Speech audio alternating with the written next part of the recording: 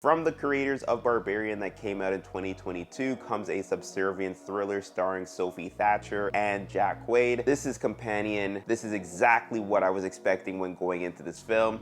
Let's get into it.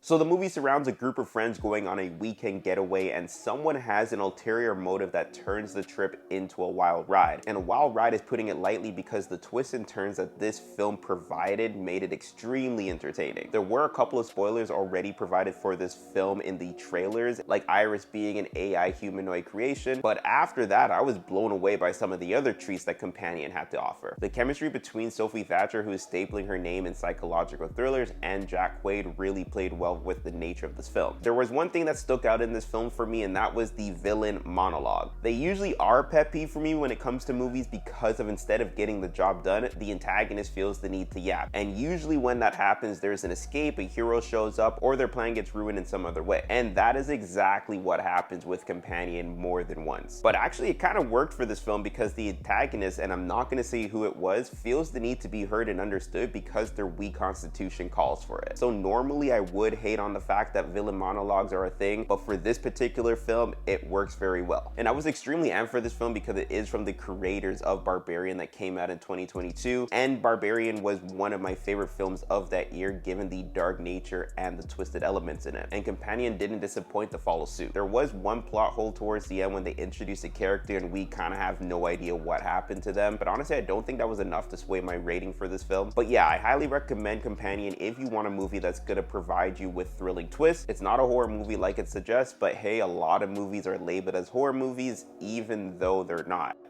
That's about it.